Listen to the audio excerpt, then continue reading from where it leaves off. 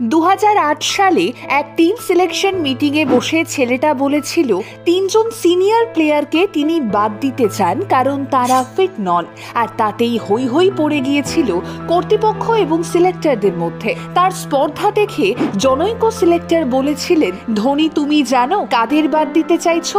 যাদের বাদ দিতে চাইছো তুমি তাদের প্রত্যেকের ব্যাটিং এখনো দুর্দান্ত, আর এদের বাদ দিলে পুরো দেশের মিডিয়া আর জনগণ কি বলবে তার কোনো ধারণা আছে তোমার?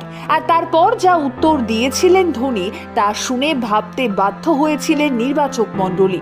ধোনি বলেছিলেন, ব্যাটাররা সব ম্যাচে রান না করতেও পারে, বোলাররা সব ম্যাচে উইকেট না পেতেও পারে, কিন্তু ফিল্ডাররা প্রতি ম্যাচেই ম্যাচ জেতাতে পারে। তাই যারা আনফিট তারা ম্যাচ জেতানোর জন্য যথেষ্ট নয়। এতে ময়দানে টিমের বাকিদের আত্মবিশ্বাস নষ্ট হয়।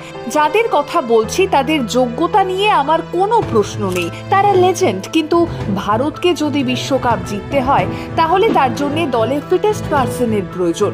আমি জানি মিডিয়া, দেশের মানুষ এই মুহূর্তে আমাদের ভুল বুঝবে, তিরস্কার করবে, কিন্তু যদি আমরা সফল হই, দেশের জন্য বিশ্বকাপ আনতে পারি, তাহলে একটা সময় তারা নিশ্চয়ই বুঝবে আমার সিদ্ধান্ত ভুল ছিল না। বিশ্বকাপ তখনও 3 বছর বাকি থাকায় এক সিলেক্টর খানিকটা অবাক হয়েই তাচ্ছিল্যের সুরে বলেছিলেন, এমএস, বিশ্বকাপের এখনো 3 বছর বাকি। আর ভিডিও কনফারেন্সের ওপার থেকে ধোনি আত্মবিশ্বাসের সাথেই উত্তর দেন, মাত্র 3 বছর বাকি। আজ এই ছেলেটার জন্মদিন, এক স্পর্ধার জন্মদিন, এক আত্মবিশ্বাসের জন্মদিন। আজ ভারতের সর্বকালের সর্বসেরা অধিনায়কের জন্মদিন। খড়গপুরে থাকাকালীন রেলওয়ে কলোনির ছোট্ট কোয়ার্টারের ওই 10x10 ছাদটাই ছিল তার মাথা গোঁজার জায়গা। সেখানে মানুষটা যেভাবে আজ সারা বিশ্বকে নিজের ঘরে বদলে ফেলেছে, তার রূপকথার থেকে কম কিসের? সমর্থক হোক বা নিন্দুক, সকলেই জানেন দেশের প্রতিটা মাঠই তার হোম গ্রাউন্ড।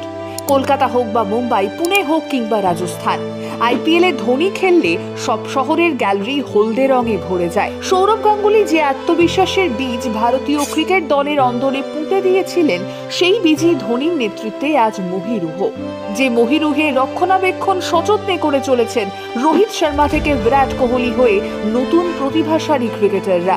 যতদিন বিশ্ব ক্রিকেটে ভারতীয় ক্রিকেট দাপিয়ে বেড়াবে, ততদিন মহেন্দ্র সিং ধোনির নাম ভারতীয় ক্রিকেটের ইতিহাসে স্বর্ণাক্ষরে লেখা থাকবে। যখনই কোনো অধিনায়ক খারাপ পরিস্থিতি থেকে ম্যাচ বের করে আনতে চেষ্টা করবেন, তখনই বোধহয় উইকেটের পেছন থেকে এমএস ধোনির কণ্ঠস্বর শোনা যাবে, শুভ জন্মদিন মাহি, তুমি শুধু একজন খেলোয়াড় নও, তুমি একটা গোটা দেশের emotion. Don't worry Dhoni, 2027 world কাপটা ভারতেরই হবে।